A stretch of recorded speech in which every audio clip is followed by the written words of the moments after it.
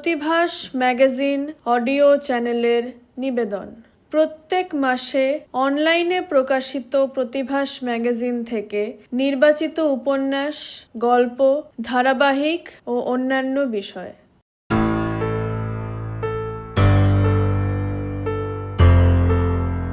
উপন্যাস অনন্ত জীবন, অধ্যায় 15।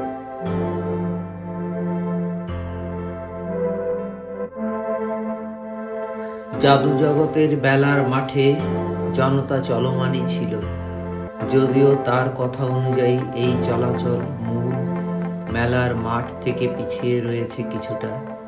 তাতে কোনো ইতর বিশেষ পরিলক্ষিত হওয়ার কথা নয়।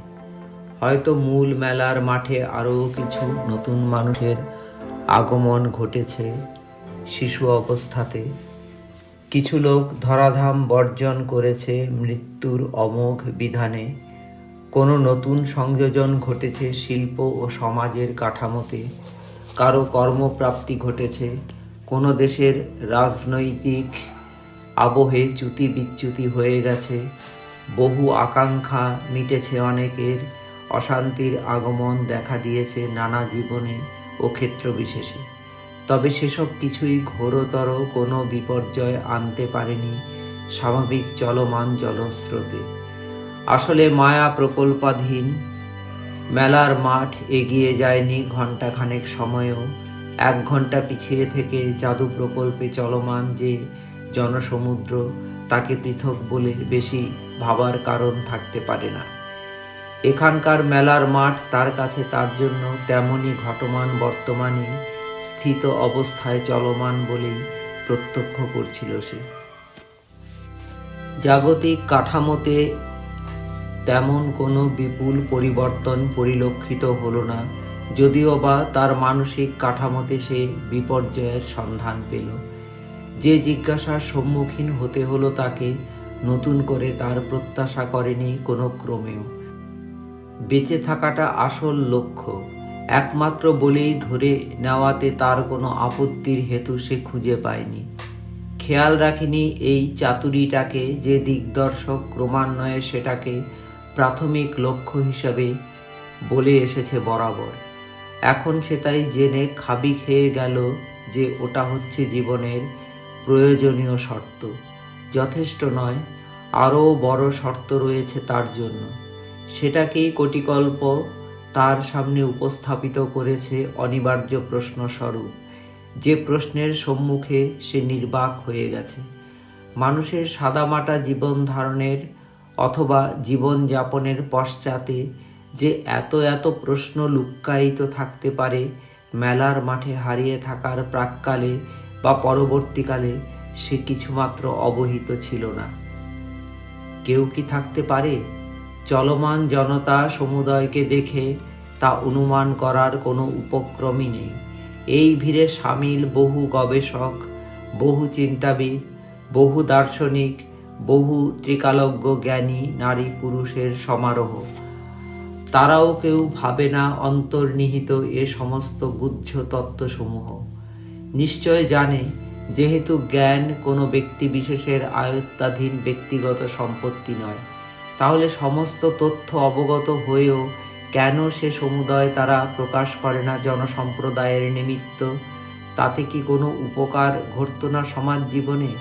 মানুষ তো অন্তত সংযত হতেও পারত কিছু মাত্রায় হলেও তার যাবতীয় গর্হিত ও সমাজ বিরোধী জননিষ্পেষণমূলক কাজে কর্মে।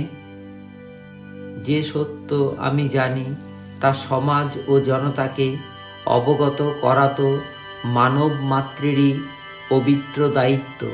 তা করে গেছেন সক্রেটিস, গ্যালিলিও, জিওর্দানো ব্রুনো, এমনকি যীশু খ্রিস্ট বা শ্রী চৈতন্যদেব, নিজেদের বিপদের তোয়াক্কা না করে। সেই মহামানবরা কি তাহলে বিলুপ্ত প্রজন্ম? এখন এই প্রজন্মের জ্ঞানী গুণীরা কেউ আর সৎসাহসী নয়। সবাই ব্যক্তিগত সুবিধে আদায়ের প্রচ্ছন্ন মায়ায় আচ্ছন্ন। জগৎ কি তাহলে এখন সমস্ত অর্থেই কেবলমাত্র মায়া প্রকল্পে পর্যবসিত হয়ে গেছে, যেখানে ভাষা হারিয়ে ফেলেছে নির্ভীক মানুষ, যাদের কোনো ইচ্ছে বা সাহস নেই ইস্কাপনকে সত্যি যে সেই ইস্কাপন তা বলার, নাকি সত্যি আর কেউ বর্তমান মানব সম্প্রদায়ে সেই পণ্ডিত ব্যক্তি নয়? সবাই অজ্ঞ আর মূর্খ, আধুনিক প্রযুক্তির কাছে বলি প্রদত্ত। অত্যাধুনিক মেকি প্রযুক্তি এমনই তাকে মোহগ্রস্ত করে রেখেছে যে নিজের শ্রেষ্ঠত্বের তুলনায় তাকেই অনেক উন্নত ও প্রকৃত ভেবে অসহায়ভাবে প্রাধান্য দিতে বাধ্য হয়ে পড়েছে। যদি এমনই হয় আত্মসমর্পণ, তো বিগত শতাব্দীর কল্পবিজ্ঞানের আশঙ্কায় অক্ষরে অক্ষরে সফল হতে চলেছে।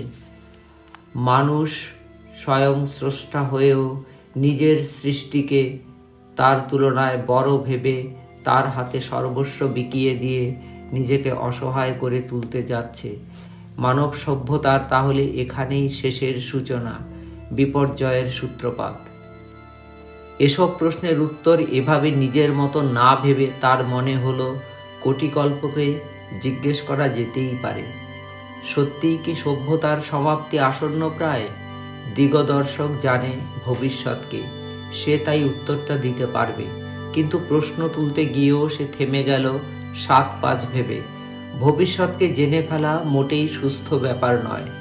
যতই গীতায় শ্রীকৃষ্ণ সখা অর্জুনকে ভবিষ্যৎ দেখিয়ে কর্ম করে যেতে বলুক না কেন, তার বিচারে কাজটা মোটেই উচিত হয়নি। যদি আমি জানি কাল যে কোনো প্রকারে আমার মৃত্যু ঘটবে, তো আজ যে কর্মে নিযুক্ত হয়েছে আমি সেই কাজ থেকে বিরত হয়ে যেতে পারি, যতই প্রয়োজনীয় হোক না কেন তা। ভবিষ্যৎ জানে না বলেই মানুষ কাজ করার উৎসাহ বজায় রাখতে পারে। ভবিষ্যৎকে যারা জানতে আগ্রহী হয় তারা সবাই বিকারগ্রস্ত ও অসুস্থ মানুষ। কোটিকল্প নিজেও তাকে ভবিষ্যৎ নিয়ে ভাবতে বলেনি কখনো, যদিও তাকে ভবিষ্যতেই এগিয়ে রেখেছে। সে সবসময় তাকে বলেছে ঘটমান বর্তমানকে নিয়েই যেন সে মাথা ঘামায়। এসব ভাবনা থেকেই সে মানব সভ্যতার ভবিষ্যৎ নিয়ে কোনো প্রশ্নে উৎসাহ পেল না আর। তবে সেই প্রশ্নের উত্তর পাওয়া ব্যতীত তার কোনো গত্যন্তর নেই। জীবনের জন্য যা যথেষ্ট ও চূড়ান্ত শর্ত, প্রাথমিক বা প্রয়োজনীয় শর্ত হলো বেঁচে থাকা, যে উত্তর সে পেয়ে গেছে ইতিমধ্যেই। আর এই প্রশ্নের পিঠে পিঠে রয়েছে দ্বিতীয় প্রশ্ন, যার উত্তর হবে চূড়ান্ত জানা। বেঁচে থাকতে চায় সব মানুষ বা জীবকুল, কিন্তু যে প্রশ্ন তার পরপরই উপস্থাপিত হয়েছে তার উদ্দেশ্যে তা হলো বেঁচে থাকতে চায় সবাই কতদিন বা কতকাল। এই উত্তর পাবে সে কিভাবে এবং কোথায়? প্রশ্ন উত্থাপন করার লগ্নে সে থেমে গেল, কারণ সে বুঝল যে উত্তরটা তার অজানা হওয়ার কথা। তাকে তার দিগদর্শক জানিয়েই রেখেছে যে তার বয়স যেমন ছিল তেমনই এগিয়ে থেকে যাবে আপাতত, যাতে সে আরও লোক ধরে ধরে গবেষণার কাজ চালিয়ে যেতে পারে। তার মানে তাকে আবার লোকের কাছে গিয়ে প্রশ্ন করে জেনে নিতে হবে বেঁচে থাকতে চায় সবাই কতদিন। জানলেও সে জিজ্ঞাসাটা রাখলো তার উদ্দেশ্যে, প্রত্যাশা অনুযায়ী সে জানালো সেটা করাই উপযুক্ত উপায়। তবে ভেবে রাখ লোকেরা কি বলবে। কি বলতে পারে বলে মনে করো তুমি? লোকেরা বলবে যতদিন আয়ুতে কুলোয় বা যতদিন সুস্থ সমর্থ সক্ষম থাকি। এমনও বলবে অনেকে যতদিন বেঁচে থাকা উচিত, বা যতদিন না ছেলে মেয়ে মানুষ হয় দাঁড়ায়। বলবে যতদিন জগতে বা সংসারে থাকা আমার প্রয়োজন। কেউ বা বলবে যতদিন না আমার বিশেষ এই স্বাদ বা উদ্দেশ্য বা চাহিদা না মেটে, যতদিন না কারো বোঝা হয়ে যায়। এমনই হাজারটা উত্তর পেয়ে যাবি তুই। কোন উত্তরটাকে মূল উত্তর হিসেবে ধরব? একটাকেও নয়। মানে হলো এই যে এই উত্তরগুলির কোনোটাই আসল উত্তর নয়, যা তোকে জানাবে জীবনের কি চূড়ান্ত লক্ষ্য, কি যথেষ্ট শর্ত পূরণের উদ্দেশ্যে মানুষ বা জীবকুল বেঁচে থাকে। কি চূড়ান্ত উদ্দেশ্য গুপ্ত থাকে তার অন্তরের গভীরতম প্রদেশে, যার কথা সে নিজেই জানে না, অন্তত এই সাধারণ জীব ও মানব সম্প্রদায়। কেউ কেউ জানে, জানলেও গোপন রাখে। একটা কথা জেনে রাখ, কোনো মানুষই ভাবে না বা ভাবতে চায় না যে সে একদিন মরে যাবে। কথা তোকে আগেই বলেছি। মৃত্যু অনিবার্য ভবিষ্যৎ জেনেও যদি তা নিয়ে ভাবে মানুষ, তো তার সমস্ত কর্ম প্রচেষ্টা থেমে যাবে। অথচ এত বড় নির্মম ভবিষ্যৎ পরিণতিটাকে ভুলে থাকতে পারে মানুষ, কিন্তু সেটা তার অবচেতন মনে জাগ্রত থাকে সদা সর্বদা, আর সেই জানা থেকেই পরোক্ষভাবে হলেও পরিচালিত হয় সবাই, সেই অনুসারে চলে তার কার্যকলাপ। তার সমস্ত কাজ তাকে দিয়ে করায় তার অন্তর দেবতা। সে ভবিষ্যতে মরে যাবে কথা মাথায় রেখেই। মরে গেলে তো ঘটবে অস্তিত্বের বিনাশ, তাহলে কি থেকে যাবে আর বাকি? সেটা কেউ কি ভাবে তার দৈনন্দিন জীবনের চলাফেরায়? তাহলে আমি এখন কি করব? তুই লোক ধরে ধরে প্রশ্ন করতে থাক, দেখ কি বলে সবাই। তার প্রশ্নের উত্তরে দিগদর্শক নির্দেশ দিল, আর সে সেটাই করতে লাগলো। লোকেরা তাকে সেই সব উত্তরই দিতে লাগলো যার অনুমান আগেই তাকে দিয়ে রাখা হয়েছিল। কিন্তু কিছু ব্যক্তির কাছ থেকে ব্যতিক্রমী উত্তর পেল সে, যার কোনো ধারণাই ছিল না। কতদিন বাঁচতে চাও? এই প্রশ্নের উত্তরে তারা জানালো, একদিনও নয়। কেউ কেউ আবার তাকে আরও অবাক করে দিয়ে বলল, পারলে এক্ষুনি মরে যেতাম। বেঁচে থাকার ওপর ঘেন্না ধরে গেছে, না যদি মরি আত্মহত্যাই করব। বেঁচে থাকাটাই বিভ্রাট, কেন যে মরে যাচ্ছি না? এই ব্যতিক্রমী উত্তরগুলির পসরা নিয়ে সে হাজির হলো তার কাছে। সে দেখল কোনো ভাবান্তর ঘটল না তার এসব দুর্বোধ্য উত্তরের বহর দেখে। বুঝিয়ে বলতে লাগলো, জনসমষ্টির রায় ব্যতিক্রম দিয়ে বিচার্য নয়। তবুও এইসব উত্তরেরও ব্যাখ্যা তোকে জানতে হবে। যারা এসব উত্তর দিল তারাও রয়েছে জনতার ভিড়ে, তারাও বেঁচেই থাকছে, বাঁচাটাকে অস্বীকার করতে পারছে না। কিন্তু যে আত্মহননে উদ্যত, সে তো মুষ্টিমেয় 2-5 জন। তবুও এই সমস্ত মানুষগুলির চরিত্র ও মানসিকতা তোকে বুঝতে হবে। তারা সবাই জীবনের ওপর বীতশ্রদ্ধ। জীবনযাপন প্রক্রিয়া তাদের জন্য কোনো আকর্ষণই দেখাতে পারছে না। তারা ভিড়ে থেকেও ভিড়ে নেই। ভিড়ের বড় অংশই জীবনকে ভালোবাসে। যারা এখনই মরতে চায় তারাও কেউ মৃত্যুকে পছন্দ করে না। এরা সব জীবনের পরাজিত সৈনিক, হেরে সর্বহারা হয়ে উপায়ান্তর হিসেবে মৃত্যুকে পেতে চাইছে। ভাবছে মৃত্যু তার জীবনের জ্বালা জুড়িয়ে দেবে। সেটা অবশ্যই জীবনের ধর্ম হতে পারে না, যেহেতু সমাজের সমর্থন নেই এই বিশ্বাসে। তাহলে চূড়ান্ত লক্ষ্য কি দাঁড়ালো? ব্যতিক্রমী এই লোকগুলিকে বাদ দিলেও? তুই নিজেই সেটা বল। জনসমষ্টির বৃহদাংশ কি জানালো? বলল, বেঁচে থাকতে চায় সবাই যতদিন সম্ভব। এখানেই তো যত গন্ডগোল। এই যতদিনের মানে কি? সীমা কোথায়? মানে কি জীবনকাল যতদিনের? সে উত্তর খুঁজে বেড়াতে লাগলো। কোটিকল্প থই ধরাতে বলল। সেই জীবনকাল আবার বিভিন্ন জনের ক্ষেত্রে বিভিন্ন রকম। কি পাবি সেখানে? থই পাওয়াবার প্রয়াস তাকে আরও অথই করে দিল। সে কুল পেল না ভেবে যতদিনের প্রকার কার ক্ষেত্রে কেমন হতে পারে। 60, 70, 80 বছর, কারো কারো ক্ষেত্রে 100 পেরিয়ে যাওয়া বিচিত্র নয়। সে ভাবল, কতদিন? এই প্রশ্নটাই বেকার। এর কোনো সঠিক উত্তর দিতে পারবে না কেউ। সর্বোচ্চ 100 বছর বলতে পারে কেউ কেউ। মানুষ তো আর কচ্ছপের পরমায়ু আশা করে না। তা পেলেও অতদিন কেউ বেঁচে থাকতে চাইবে না। চারপাশের চেনা জগৎ থেকে একে একে বন্ধু বান্ধব প্রিয়জনরা হারিয়ে যেতে থাকবে। তেমন পরিস্থিতির সম্মুখীন হতে চাইবে না কোনো মানুষই। প্রত্যেকেই চায় আমি বেঁচে থাকবো আমার চারপাশের চেনা জগৎটাকে যতদিন অক্ষুণ্ণ হিসেবে পাব। যতদিন বলতে নিশ্চয় সেটাকেই বোঝাতে চেয়েছে উত্তরদাতারা। আর নিজের এই ভাবনাটাকেই জানালো সে। শুনে কোটি গল্প চুপ করে রইল কয়েক মুহূর্ত। তারপর তার কাছে জানতে চাইল, আর যদি কোনো মানুষ দেখে তার চেনা চারপাশ যেমন ছিল তেমন থেকে যাবে চিরকাল, সে যেমন পছন্দ করে বা পেতে চায়, সে নিজে শক্ত সমর্থ সুস্থ ও কর্মক্ষম থেকে যাবে যুবা বয়সের মতো, তার সমস্ত অভাবগুলি ও চাহিদা একের পর এক পূরণ হতেই থাকবে, তার জীবনযাপনে কোনো ক্ষোভ বা বিক্ষোভ বলে কিছুই সে মোকাবিলা করবে না কখনো, জীবন হবে মসৃণ ও সুষমামণ্ডিত, সেখানে যতদিন বলতে সে কি বোঝাবে? সে খাবি খেতে লাগলো। কোনো রকম একটা উত্তর দিয়ে জানতে চাইল, জানি না। তাহলে এই প্রশ্নটা নিয়ে যাব লোকজনের কাছে? লাভ নেই, কোটিকল্প বলতে লাগলো।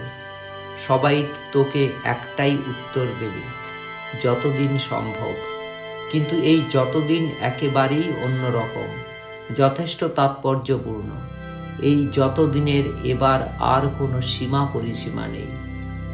100, 200, 300, 400, 500 বছর? সে অবাক গলায় প্রশ্ন তুলল। উত্তর পেল তৎক্ষণাৎ, আরও বেশি হতে পারে। অনন্তকাল হলেও কোনো আপত্তি নেই। এটাই মানুষের চূড়ান্ত উদ্দেশ্য। যদি সমস্ত কিছু অনুকূল থাকে তারও বেশি হতে পারে। অনন্তকাল হলেও কোনো আপত্তি নেই। এটাই মানুষের চূড়ান্ত উদ্দেশ্য। যদি সমস্ত কিছু অনুকূল থাকে তাহলে সে পেতে চাইবে অনন্ত জীবন। সে এমনিতেই মৃত্যুর কথা ভাবতে অভ্যস্ত নয়, প্রতিকূল পরিস্থিতিতেও, কয়েকটি মাত্র ব্যতিক্রম ছাড়া। তার সমস্ত জীবনযাপন প্রক্রিয়া যদি মসৃণ ও চাহিদা মতন হয় তো সে মরতেই চাইবে না কোনো দিন, বেঁচে থাকতে চাইবে চিরকাল। তার একমাত্র চূড়ান্ত লক্ষ্য হবে তখন মরদেহ যাতে কোনো মতেই বিনষ্ট না হয়, অস্তিত্ব যাতে কোনো কালই বিলুপ্ত না হয়। এটাই অন্য কথায় অমরত্ব। মানুষ তখন অমর হতে চাইবে। ওইটাই হবে তখন জীবন ধারণের চূড়ান্ত ও যথেষ্ট শর্ত। সব মানুষের চূড়ান্ত লক্ষ্য তাহলে অমর হওয়া, যদি সে মনে করে সে অনুকূল পরিবেশে বা পরিস্থিতিতে আছে। এই ভাবনাতেই চলছে মানব ও দানব মরভূমিতে তার সৃষ্টিলগ্ন থেকে। সে ভাবে না মৃত্যু তাকে গ্রাস করবে কোনো দিন। সে নিজেকে মৃত্যুঞ্জয়ী ভাবতে ভালোবাসে। এমন ভাবনা কতটা বাস্তবানুগ? অনেকটা বা পুরোটাই। মানুষ ভাবতে পারে সে অমর হয়ে বেঁচে থাকবে, তাই তো সে ভাবে। কোটিকল্প বোঝাতে লাগলো। তার কাজকর্ম দেখলেই বুঝতে পারবি। মানুষ কি চায়? চায় নাম যশ ও খ্যাতি। কেন চায়? মরদেহ থাকুক না থাকুক, সে চায় নিজের নাম যাতে থেকে যায় চিরকাল। সে চায় এমন অক্ষয় কীর্তি স্থাপন করতে যাতে সে যুগে যুগে স্মরণীয় হয়ে থাকে, তাকে যাতে চিরকাল মনে রাখে আগামী দিনের মানুষ। তাই সে সাহিত্য সৃষ্টি করে, গান গায়, শিল্পকর্মে প্রবৃত্ত হয়, নেতা হতে চায়, বিজ্ঞানী বা আবিষ্কারক বানায় নিজেকে, বিপ্লব আনে, নিজস্ব মতবাদের জন্ম দেয়। সবই তার নিজেকে অমর করার চেষ্টা। সে ধর্মমত প্রচার করে, অনুগামী বা শিষ্য সম্প্রদায় তৈরি করে নিজের, যাতে সে কখনো না বিস্মৃত হয়ে যায়। তার সমস্ত কার্যকলাপ নিজেকে অমর রাখার চেষ্টার উদ্দেশ্যেই নিবেদিত। তার খেলাধুলা, রাষ্ট্রনায়ক হওয়া, বিদ্রোহ করা, যে কোনো উপায়ে খ্যাতি অর্জনের প্রয়াস কেবলই জীবনকে অনন্ত করে দেওয়ার চূড়ান্ত উদ্দেশ্যে পরিচালিত। আর একেবারেই সাধারণ মানুষ যারা, যাদের বিখ্যাত হওয়ার ক্ষমতা নেই, প্রতিষ্ঠা অর্জন করতে পারবে না জানে, কোনো কীর্তি স্থাপন করতে অপারগ, না সংগঠক, না নেতা, না বিজ্ঞানী, না গায়ক, না লেখক, না শিল্পী, না দার্শনিক, না ক্রীড়াবিদ, না নায়ক, না ধর্মমতের প্রবক্তা ও প্রচারক, না উদ্ভাবক, না আবিষ্কারক, না ধনবান, যাদের অনুগামী বা শিষ্যকুল তৈরি করার কোনো যোগ্যতাই নেই, তারা কি করে? তারাও জীবন অনন্ত হোক চায়। তাদেরও রয়েছে অমরত্ব অর্জনের মোহ। কিভাবে তারা সেই চূড়ান্ত উদ্দেশ্য সম্পাদন করতে চায়? তারা তার জন্য সংসার ধর্ম পালনের মাধ্যমে পুত্রকন্যার জন্ম দেয়, বংশ বিস্তার ঘটায়, যাতে বংশ পরম্পরায় নিজেদের অস্তিত্ব টিকে থাকে, বিলুপ্তি না ঘটে তাদের কালপ্রবাহে। এভাবেই মায়া প্রকল্পে মানুষ ছুটে মরছে অনন্ত জীবন পাওয়ার মায়াতে বশীভূত হয়ে। মেলার ভিড়ে রয়েছে সব এমনই মানুষ যাদের প্রাথমিক ও প্রয়োজনীয় জীবনের শর্ত বা উদ্দেশ্য হলো বেঁচে থাকা, আর চূড়ান্ত বা যথেষ্ট শর্ত বা উদ্দেশ্য হলো অনন্ত জীবন অথবা অমরত্ব অর্জন করা। ব্যতিক্রমী যারা জীবনের স্বাভাবিক ধর্ম তারা অস্বীকার করে। সমাজ বা সভ্যতা তাদের নিয়ে মাথা ঘামায় না। মেলার ভিড়ে থেকেও তারা অপ্রাসঙ্গিক, অস্বাভাবিক। এসব মানুষ ভিড়ে থাকলো কি থাকলো না তাতে কিছু যায় আসে না। তাদের ভাবনা যদি মুখ্য হতো তাহলে মানুষের এই সভ্যতা টিকতো না, বিলুপ্ত হয়ে যেত। সভ্যতা টিকে থাকুক, এটাই পৃথিবীর মানুষের প্রধান লক্ষ্য, এবং একে ভিত্তি করেই সমস্ত চলাচল ও কাজকর্ম। তার এতক্ষণে জ্ঞান চক্ষুর উন্মিলন ঘটে গেছে। মেলার ভিড়ে সে দেখতে পেল অগণিত মানুষকে, সেই মানুষকে যারা চায় সভ্যতা টিকে থাকুক চিরকাল, এবং সেখানে চিরকাল নিজেরাও নিজেদের অস্তিত্ব বজায় রাখবে। বেঁচে থাকা এবং অনন্ত জীবন অর্জন করাই তাদের জীবনের লক্ষ্য। যে কোনো প্রকারেই হোক আমি অমর হয়ে থেকে যাব ধরাধামে। যে কোনো পন্থা অবলম্বন করে, ছলে বলে কৌশলে, তপস্যা করে হোক বা গায়ের জোরে, সাম্রাজ্য বিস্তারের মাধ্যমে বা দিগ্বিজয়ী হয়ে, বিপুল জনমণ্ডলীকে চোখ রাঙিয়ে বা ভয় দেখিয়ে বা দাপটে বশীভূত রেখে আমার হাজার হাজার বা লক্ষ লক্ষ অনুগামী ও বশংবদ জনতা তৈরি করে। কেউ জনতাকে এই কারণেই অভিভূত করে নিজের প্রতিভা ও দৈবী মহিমার কল্যাণে। কেউ আবার রক্তচক্ষু দেখিয়ে ভয় পাইয়ে বিপুল জনমণ্ডলীকে বশীভূত ও পোষ্য করে রাখে ক্ষমতার দাপটে, অথচ বোঝে না তার এই দাপট ও ক্ষমতা বজায় থাকবে সে যতদিন আছে, এবং সে বা তার দানবিক স্বৈরাচার থাকবে না, থাকতে পারে না চিরকাল। তার আসুরিক প্রতাপে ভীত সন্ত্রস্ত যেসব মানুষ এখন তার বন্দনা গীত উচ্চারণ করে যাচ্ছে, পদলেহন করছে, তার ক্ষমতা অস্তমিত হলে তাদের চেহারাও তখন অন্যরকম হয়ে যাবে। এবং তার চেয়েও বড় কথা হলো এই যে তার এই সমসাময়িক জনতা তার আসুরিক নিষ্পেষণ মুখ বুজে সহ্য করে, যারা তাকে চাটুকারিতার মাধ্যমে পরিতৃপ্ত রাখার জন্য, খুশি রাখার জন্য অহেতুক, অলিক ও ভ্রান্ত গুণগান করে যাচ্ছে, যার যোগ্য নয় সে কোনো ক্রমেই, এবং যার এসব তোষামোদমূলক গৌরব গাথার প্রকৃতই কোনো ভিত্তি নেই এবং সমস্তই অতিরঞ্জিত ও মেকি, তাকে তুষ্ট রাখছে প্রাণপণে। এভাবে যে চাটুকার জনসমষ্টি তুচ্ছ প্রাপ্তির লোভে বা মোহে, তারাও কেউ থাকবে না আগামী দিনে।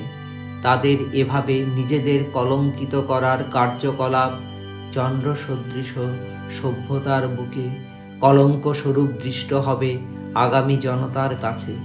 তাদের এই সব প্রাপ্তি বা উচ্চ পদ ও মর্যাদার লোভ চিরস্থায়ী হবে না, অথচ তারা ছুটছে তার জন্যই, নিজের অনিবার্য মৃত্যু বা না থাকাকে বিস্তৃত হয়ে। কারণ তাদেরও প্রত্যক্ষ মানসিকতায় রয়েছে সেই অনুরণন যে আমি নিশ্চয় অনন্ত জীবনের অধিকারী, তাই যত পারি প্রাপ্তি ঘটাই নিজের, যেহেতু এ সমস্তই হয়ে থাকবে আমার চিরকালীন অর্জন। অর্থাৎ সে দেখতে পেল যে সত্যিই মেলার ভিড়ের জনতা মৃত্যুকে ভুলে গিয়ে ভাবছে তারা যেমন যেভাবে আছে তেমনই সেভাবে থেকে যাবে চিরকাল। তারা কেউই মনে করে না যে তারা মরলোকের বাসিন্দা। তারা অজ্ঞাতসারেই একথা ভেবে চলছে যে তাদের হাতে রয়েছে অমৃতের অধিকার এবং তারা অমর। আর মেলার ভিড়ের এই যে মুষ্টিমেয় ব্যতিক্রমী জনতা, যারা ভাবছে বেঁচে থাকা অর্থহীন এবং মৃত্যু চাইছে এখনই, দিনেকেও বেঁচে থাকার আগ্রহ হারিয়ে, তারা সত্যি অনুল্লেখ্য। যদি ভিড়ের সমস্ত মানুষ তাদের মতোই ভাবত, তাহলে ভিড়টাই থাকতো না মায়া প্রকল্পের কোনো উপস্থিতি, যেহেতু সভ্যতা থাকবে না যদি তার সমস্ত সদস্যরা জীবনের ওপর বীতশ্রদ্ধ হয়ে নিজেদের জীবনহানি ঘটায়।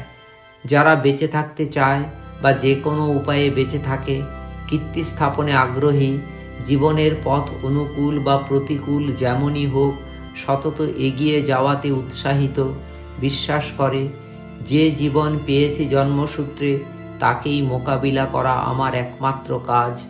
আমার এই জীবন ফেলে আমি কখনো ভুলক্রমে পালিয়ে যেতে পারি না। জীবনের দায় দায়িত্ব ও উপভোগ্য বস্তুসমূহ যা আমি কেবলই অর্জন করে চলেছি জন্মলগ্ন থেকে, এবং আমার এই জীবনটা একমাত্র আমারই, অন্য কেউ এর অধিকারী নয়। মেলার ভিড়ে সেই জনতাই মুখ্য ও বিবেচ্য। মেলার মাঠের সমস্ত অঞ্চল জুড়ে মুখরিত সেই জনতারই কলরব। ব্যতিক্রমী যারা, এতই নগণ্য তাদের উপস্থিতি যে সমুদ্র বেলায় স্বাভাবিক জনবালুকা রাশির দলে এক দুটি ক্ষুদ্রাতি ক্ষুদ্র শস্যদানা আবিষ্কার করার সামিল। তার কাছে এখন স্পষ্ট প্রতিভাত মানুষ কি চায়। তাই সেই অন্তঃস্থলের সুপ্ত বা অজ্ঞাত লক্ষ্য আর কিছু বুঝতে বাকি রইল না। সে জানল চলমান মানুষ নিজেও অবহিত নয় তার অন্তর দেবতার এই গুপ্ত উদ্দেশ্য সম্পর্কে। না জেনেই ধাবমান মায়া প্রকল্পাধীন মানবকুল। জানা অবশ্য উচিতও নয়, সে বুঝতে পেরেছে। না জানলে কোনো ক্ষতিই নেই, তার বিচরণশীলতা ব্যাহত হয় না, আর এটাই জীবন। এই জীবনের কোলাহল নিয়ে চলাচলের জন্যই মায়া প্রকল্প বা মানব সভ্যতার আবির্ভাব ঘটেছে। এ চালু থাকার জন্য মানবকুলের অবিরাম চলাচল অপরিহার্য। সেই মূল ও চূড়ান্ত উদ্দেশ্য বিদেহ সম্পর্কে অবগত হওয়ার কোনো প্রয়োজনই নেই। ক্ষুদ্র ক্ষুদ্র লোভ, মোহ, স্বার্থ ও প্রাপ্তির তাৎক্ষণিক ক্ষণস্থায়ী উদ্দেশ্যই যথেষ্ট তার ক্রমাগত চলাচল বজায় রাখার জন্য, এবং অদৃশ্য অজ্ঞাত বিশ্বনিয়ন্তা সেটাই করছে আড়ালে কোথাও বসে তার অঙ্গুলি হেলনে মুচকি হেসে। অবিচ্ছেদ্য সরু সরু সুতোয় বাঁধা সমস্ত মানবকুল, সমগ্র সূত্রমণ্ডলীর পাকানো জট একত্রিত করে ধরা আছে তার হাতে। এক এক সূক্ষ্ম সূত্র তার ইচ্ছে মতো ধরে সে নাচায় যাকে যখন প্রয়োজন। আমরা নাচি কিছু না দেখে, না বুঝে, না জেনে। সেই বিশ্বনিয়ন্তা কে? কোথায় তার বাসস্থান? জানে কোটিকল্প? সে তো জাদু জগতের হর্তাকর্তা। বলেছে নাকি মায়া প্রকল্প নিজেই সে চালায়। তার কাছে তো সেই বিশ্বনিয়ন্তার খবর অবশ্যই আছে। জিজ্ঞেস করবে কি? ভেবেও সে নিজেকেই বলল, না থাক, সব রহস্য জেনে ফেলা উচিত নয়। কেবল তো মানুষরাই নয়, অজ্ঞাতসারে এই লক্ষ্যে পরিচালিত সমগ্র প্রাণী সমাজ, কীটপতঙ্গ, পশু পাখি, জীবজীবাণু, ভাইরাস বা ব্যাকটেরিয়া, জীবন্ত কোষ সম্পন্ন প্রাণী মাত্রেই এই লক্ষ্য। শুধু তাই বা কেন, উদ্ভিদকুলের প্রাণেও উপ্ত রয়েছে এমনই এক ও অদ্বিতীয় লক্ষ্য অথবা প্রেরণা। তার টানেই চলছে মায়া প্রকল্পে পৃথিবীর অন্তর্গত প্রাণসমূহ। সে এখন তার চোখের সম্মুখে সমস্ত কিছু স্পষ্টভাবে পরিষ্কার বুঝতে পারছে। তার অনুভবের তন্ত্রীতে টের পাচ্ছে সেই মহা লক্ষ্যের অমোঘ টান। সেই টান কি প্রবল আর কতটা প্রখর তা সে জানতই না এতদিন। যেমন জানে না মেলার ভিড়ে চলমান জনতার ভিড়, তারা প্রায় প্রত্যেকেই জীবনের এই বিপুল অপ্রতিরোধ্য টান সম্পর্কে উদাসীন থেকে ভূতগ্রস্তের মতো কেবলই এগিয়ে চলেছে ক্ষুদ্রাতি ক্ষুদ্র স্বার্থ প্রাপ্তি, লোভ ও সাময়িক লাভ অর্জনের আকুল তাড়নায়। তাদের সবারই বিবেকের চোখ বন্ধ, তাদের প্রাণ ঘুমিয়ে আছে রূপকথার দেশে, দৈত্যপুরীতে কোনো এক মায়াবী দৈত্যের ষড়যন্ত্রমূলক জাদুকাঠির ছোঁয়ায়। সেই রূপকথার জগৎ, এই মায়া প্রকল্প বা এই পৃথিবী, যার মায়াবী পরিমণ্ডল তাকে মোহাচ্ছন্ন করে রেখেছে, সে তাই কোনো দর্শনকেই দেখতে পাচ্ছে না, বুঝতে পারছে না। পার্থিব সুখ বা অসুখ এবং কেবলই ভোগ, কেবলই বিলাস, কেবলই আমোদ তার কাছে হয়ে উঠেছে পরমার্থ পাওয়ার শামিল। তাকে নিত্য নতুন প্রযুক্তির বেড়াজাল ক্রমশ ঘিরে ফেলছে, দাসানুদাস বানিয়ে দিচ্ছে। তাকে যে শ্বাসরুদ্ধ করে দিচ্ছে ও একাকী আদি মানব বানিয়ে তুলছে, সে কিছুই টের পাচ্ছে না। সে আত্মসমর্পণ করে বসে আছে। তাকে তার এই ভ্রান্তি কাটিয়ে জ্ঞানচক্ষু উন্মীলন করে দেওয়ার জন্য কোনো বন্ধু নেই, কারণ সে সতত কোটিকল্পের বাড়িয়ে দেওয়া হাত অগ্রাহ্য করে, ধরতে চায় না। স্বল্প বয়সে ধরলেও বয়ঃপ্রাপ্তির সঙ্গে সঙ্গে তাকে তার পরিবেশ, পরিবার, পরিস্থিতি এতটাই লোভ ও মোহের ফাঁদে জড়িয়ে দিতে থাকে যে সে ভাবে এবার তার সাবালকত্ব ঘটেছে। এতদিন সে ছিল অবুঝ আর নাবালক। তখন সে কোটিকল্পের হাত ছেড়ে দেয়, ছেড়ে দিয়ে নিজের নিয়মে চলতে থাকে, যা কোটিকল্পের নিয়মের পরিপন্থী। তাই সে শেষ বয়সে যখন আবার সেই প্রথম জীবনের নাবালকত্ব টের পায়, আবার বোঝে আসলে জীবনের এই মধ্যবর্তী অংশটাই ছিল প্রকৃত অর্থে নাবালকত্ব। আবার সে তার সেই সরল, সহজ ও সুষমামণ্ডিত শৈশবে ফিরে যেতে চায়। তখন আর কোটিকল্পের হাতের নাগাল পায় না, কারণ সে সারা জীবন কোটিকল্পের নিজস্ব নিয়ম অগ্রাহ্য করে নিজের নিয়মে চলতে চলতে তার জগতে থাকার সময় বা জীবনকাল শেষ করে ফেলেছে। জীবনের শুরুতে মানুষ ভাবে জগতের সমস্ত কিছুকে সে নিজের ইচ্ছে অনুযায়ী নিয়ন্ত্রণ করতে পারে, কিন্তু জীবনের শেষ লগ্নে গিয়ে মানুষ বোঝে যে সমস্ত জীবনকাল ব্যাপী সে কোনো অদেখা ও অজানা শক্তির ক্ষমতায় বরাবর নিয়ন্ত্রিত হয়ে চলে এসেছে এতটা পথ অন্ধের মতো। এবং তখন সে আশাহত হয়ে অসহায়ভাবে তার হাতেই নিজেকে সমর্পণ করে দেয়। তার হঠাৎ প্রাণে পুলক জাগল। অন্তরে সে সীমাহীন আনন্দ উপলব্ধি করতে পারল, যেহেতু সে নিজে জীবনের শুরুতেই এই সার সত্যটা বুঝতে পেরেছে। নিজেকে ভাগ্যবান মনে হলো তার। উচ্ছ্বসিত গলায় সে বলল, আমি এবার সত্যিই বুঝতে পারছি সমস্ত মানুষ ও প্রাণীকুল কি মহা উদ্দেশ্যের বশবর্তী হয়ে এগিয়ে চলেছে তাদের জীবন পরিক্রমার পথে।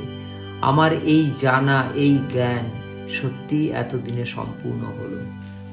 শুনল সে চুপচাপ তার সমস্ত উচ্ছ্বাস, তারপর হাসল এক ফোঁটা, সেই পরিচিত ঘূর্ণাবর্ত হাসি। ধীর গলায় প্রশ্ন তুলল, জ্ঞানলাভ তোর পরিপূর্ণ হলো বলছিস? 100 বার। তুমি না দেখালে আমি এই জ্ঞান ভাণ্ডারের কিছুই বুঝতাম না। একেই নিশ্চয় প্রাচীনকালের ঋষিরা বলতো ব্রহ্মজ্ঞান।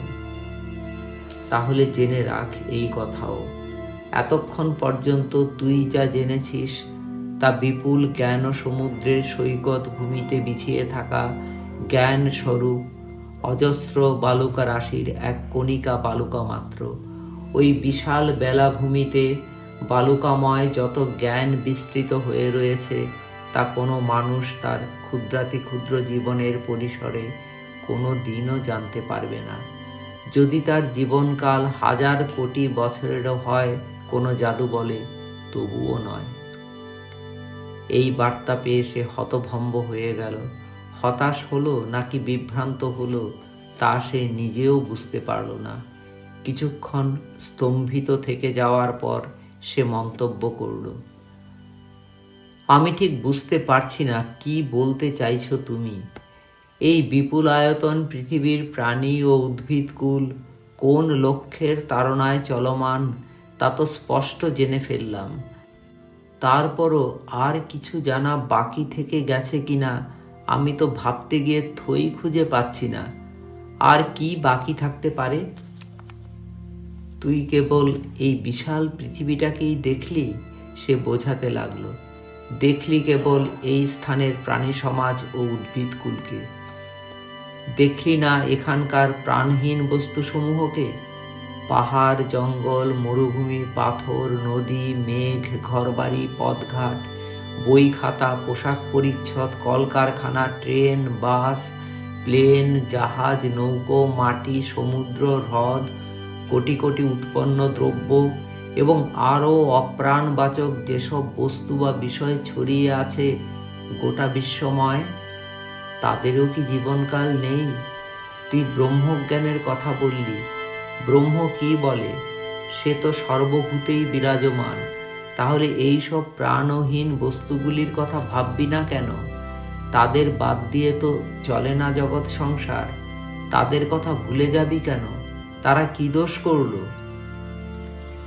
এবার সে সত্যি সত্যি বিহ্বল হয়ে গেল। ভেবে দেখল যা তাকে বলা হলো তার একাংশ অমূলক নয়। সত্যি প্রাচীন সনাতন ঋষিরা জানিয়ে গেছেন যে ব্রহ্ম কেবল প্রাণীই নয়, ইট, কাঠ, পাথর ইত্যাদি সর্বভূতে বিরাজমান। তার মনে পড়ল প্রহ্লাদের গল্প। তার পিতৃদেব দৈত্যরাজ হিরণ্যকশিপু ভাবত কুলাঙ্গার পুত্র প্রহ্লাদ, যে তার চিরশত্রু বিষ্ণুর আরাধনায় নিবেদিত প্রাণ বারবার নিষেধ করা সত্ত্বেও সেই অবাধ্য পুত্রকে শায়েস্তা করার জন্য সে প্রাসাদ কক্ষের স্তম্ভ দেখিয়ে সরসে প্রহ্লাদকে জিজ্ঞেস করেছিল, তোর বিষ্ণু বা ব্রহ্ম কি এই স্তম্ভেও বিরাজমান? প্রহ্লাদ নতমস্তকে বিনীত কণ্ঠে বিশ্বাস নিয়ে জানিয়েছিল, হ্যাঁ পিতা, এই স্তম্ভ তারই এক রূপ। তিনি সর্বত্রই অধিষ্ঠিত হয়ে আছেন। হিরণ্যকশিপু স্তম্ভস্বরূপ বিষ্ণুকে বিনাশ করার অভিপ্রায়ে গদাঘাতে সেই স্তম্ভ চূর্ণ বিচূর্ণ করলে স্তম্ভরূপ পাল্টে আবির্ভূত হল নৃসিংহ অবতার হয়ে। সে তীক্ষ্ণ নখে ফালা করে মৃত্যু দেয় অত্যাচারী দৈত্যরাজকে। সেই গল্প সে জানে এবং সে এটাও জানে যে ব্রহ্ম সর্বভূতে বিদ্যমান। তাহলে তাকে ব্রহ্মের বিকাশ ইট, কাঠ, পাথর ইত্যাদি প্রাণহীন বস্তু বা বিষয়সমূহের জীবনকালকেও ভাবতে হবে। সে আত্মসমর্পণের ভঙ্গিতে জানালো, আমি থই পাচ্ছি না, খেই হারিয়ে ফেলছি। তুমিই বুঝিয়ে দাও। বোঝাচ্ছি। তার কণ্ঠে স্নেহের আভাস রয়েছে, বোঝা গেল। তার আগে তোকে এই বিশাল জ্ঞান ভাণ্ডারের সমস্ত ব্যাপ্তিটা জানতে হবে। তুই কেবল পৃথিবীটাকেই দেখলি, আরে সেও তো বিশাল সৈকত ভূমিতে বালুকা সদৃশ ছড়িয়ে ছিটিয়ে থাকা অনির্ণিত ব্রহ্মাণ্ডের জ্যোতিষ্ক সমূহের মধ্যে একটি বালির কণা মাত্র। তুই গোটা বিশ্ব ব্রহ্মাণ্ডের কথা ভাববি না? সে এবার অনুভব করল, বুঝি সে সত্যি দিক দিগন্তহীন অকুল সমুদ্রে তৃণ সদৃশ ভাসমান অনুল্লেখ্য একজন কেউ, যাকে কোনো ক্রমেই দেখার কোনো উপায় নেই। এই সমগ্র মহাবিশ্বটার কথা তার সুদূরতম কল্পনাতেও ছিল না। তবুও প্রাণহীন বস্তু বা বিষয় যে সমুদয় রয়েছে ধরাধামে, তাদের কথা ধারণাতে পাওয়া যায়, কিন্তু এই বিশ্ব ব্রহ্মাণ্ড, তার নিম্নতম অনুমান কোথায়? তাকে বোকার মতো নির্বাক তাকিয়ে থাকতে দেখে মৃদু হেসে দিগদর্শক জানালো, চিন্তা করিস না, আমি তোর হাত ধরে আছি, তোকে সব বুঝিয়ে দেওয়াই আমার কাজ। এই জাদু জগৎটা এনেছি তোকে এখানেই সমস্ত জগৎ দেখাবো আর বোঝাবো বলেই। গোটা বিশ্ব ব্রহ্মাণ্ডটা এখানেই তুই দেখতে পাবি এর আসল পরিচয়। বিশ্বজগতের সৃষ্টি যে মুহূর্ত থেকে আমিও এর সঙ্গে জড়িত হয়ে গেছি, সেই মুহূর্তেই গোটা জাদু জগৎটাই আমার বিচরণ ভূমি। আমাকে বাদ দিয়ে বা আমার অজ্ঞাতসারে এই জগতে কোনো কিছুই হওয়া সম্ভব নয়। এখন তো মানুষ ধারণা করে যে এই দৃশ্য ব্রহ্মাণ্ডের আয়তন 1200 থেকে 1300 কোটি আলোকবর্ষ, যার সীমান্তে বস্তুসমূহ কেবলই শক্তিপুঞ্জে পরিণত। যাই হোক, এই মহাজগতের প্রতিবিন্দু আমার চেনা, আমার অবিরাম যাতায়াত সর্বত্র একই অভিন্ন উপায়ে একসঙ্গে। কোনো স্থান বা কোনো বস্তু আমার অগম্য নয়, দুর্গম থাকতে পারে না আমার কাছে। বিশ্বাস রাখ আমার ওপর, হাত ধরেছিস যখন। তুই তো জানিস না কোনো তারকার জন্ম বা মৃত্যুর পরিচয় অথবা তার জীবনকালের বৃত্তান্ত। এই জাদু জগতের কাঠামোতে দেখতে পারিস সেসবই যদি চাস, এবং আবারও সেরকমই বিন্দুতে সিন্ধু দর্শনের প্রকারেই, যেমন আগে দেখেছিস।